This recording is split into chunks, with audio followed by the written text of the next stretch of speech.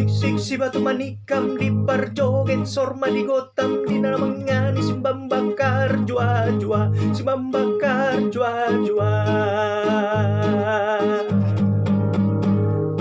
Duduk senang, berdiri senang, di mana-mana hatiku senang.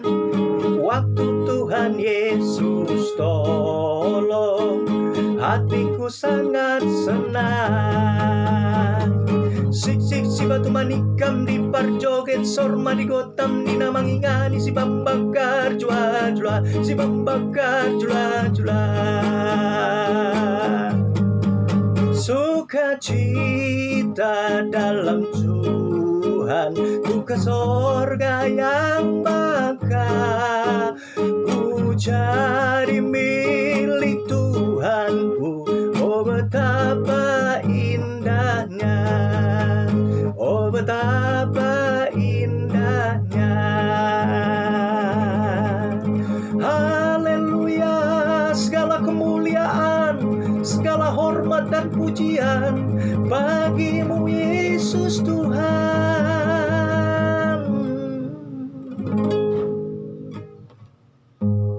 Sukacita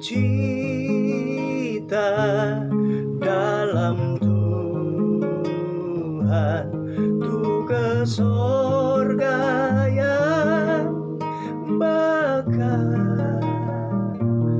Ku jadi milik Tuhanku, oh betapa indahnya.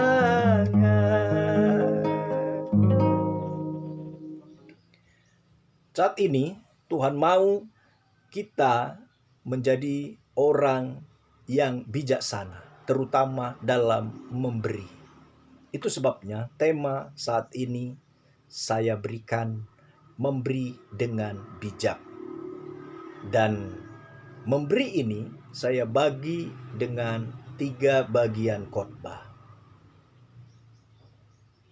Memberi dengan bijak kita baca di dalam Filipi 4 ayat 16 sampai yang ke-18. Karena di Tesalonika pun kamu telah 1-2 kali mengirimkan bantuan kepadaku. Tetapi yang kuutamakan bukanlah pemberian itu, melainkan buahnya yang makin memperbesar keuntunganmu. Kini aku telah menerima semua yang perlu daripadamu. Malahan lebih daripada itu, aku berkelimpahan. Karena aku telah menerima kirimanmu dari Epaphroditus, suatu persembahan yang harum, suatu korban yang disukai dan yang berkenan kepada Allah. Inilah yang dikatakan memberi dengan bijak. Tentunya memberi dengan bijak yang sesuai dengan kehendak Tuhan, yang membawa keharuman akan nama Tuhan, serta disukai oleh Tuhan, pastilah pemberian yang ikhlas. Karena ketika engkau memberikan dengan ikhlas, patokanmu memberi itu adalah Tuhan. Jika patokanmu memberi untuk menyenangkan dirimu sendiri, itu bukanlah ikhlas.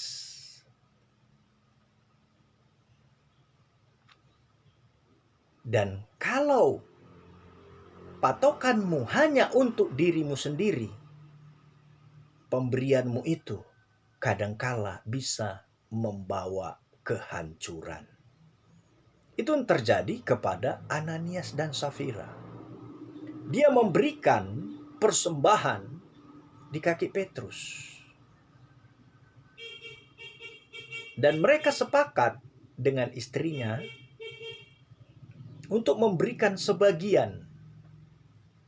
Dengan kata lain, dia tidak ikhlas. Dan akhirnya yang terjadi, mereka suami istri mati, dihukum oleh Tuhan.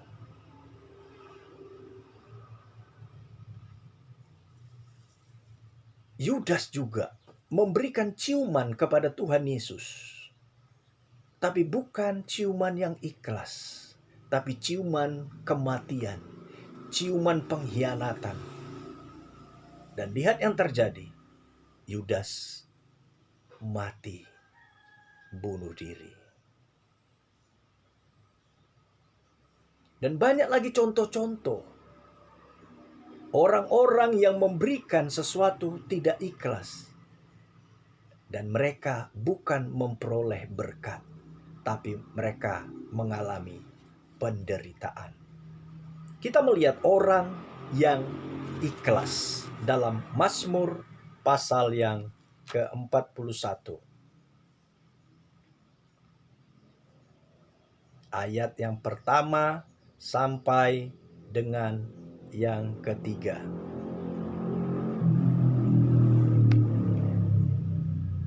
Doa minta penyembuhan untuk pemimpin biduan Mazmur Daud. Berbahagialah orang yang memperhatikan orang lemah. Tuhan akan meluputkan dia pada waktu celaka. Tuhan akan melindungi dia dan memelihara nyawanya sehingga ia disebut berbahagia di bumi. Engkau takkan membiarkan dia dipermainkan musuhnya. Tuhan membantu dia di ranjangnya waktu sakit. Di tempat tidurnya kau pulihkan sama sekali dari sakitnya. Itulah berkat orang yang ikhlas memberikan.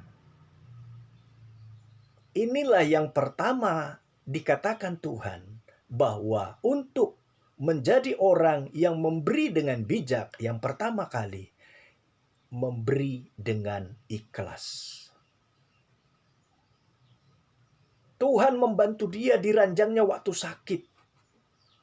Di tempat tidurnya kau pulihkan sama sekali dari sakitnya. Mari kita lihat bukti kebenaran daripada firman Tuhan ini dalam Kisah Para Rasul 9. Ayatnya yang ke-36. Di Yope ada seorang murid perempuan bernama Tabita. Dalam bahasa Yunani, Dorcas. Perempuan itu banyak sekali berbuat baik dan memberi sedekah. Kemudian kita baca Kisah Para Rasul 9 ayat yang ke-39 sampai yang ke-41.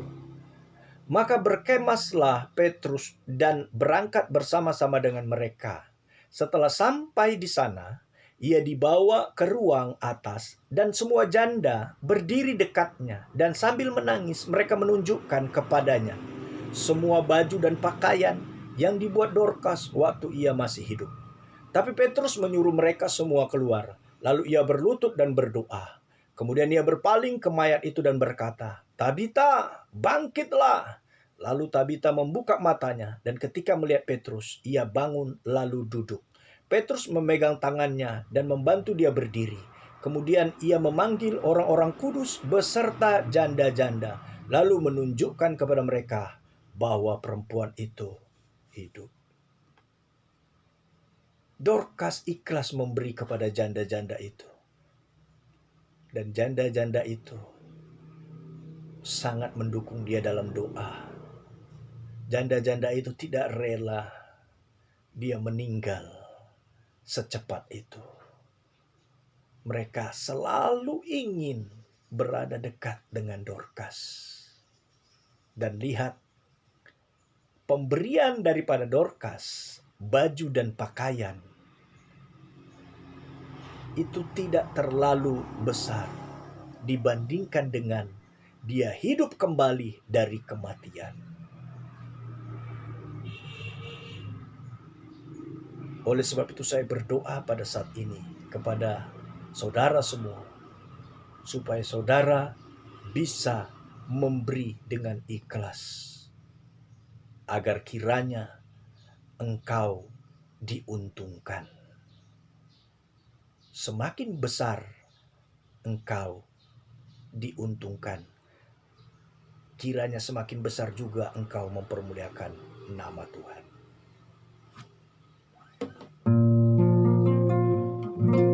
Ujilah aku, Tuhan, cobalah aku, Tuhan, selidiki batinku dan hatiku. Mataku tertuju padamu. Aku cinta padamu, Tuhan. Aku rindu hadirat-Mu, Tuhan. Aku ingin selalu dekat padamu, menikmati kehadiran-Mu. Ku nyanyi hosana bagi Rajaku yang duduk di tahta. Aku muliakan dan ku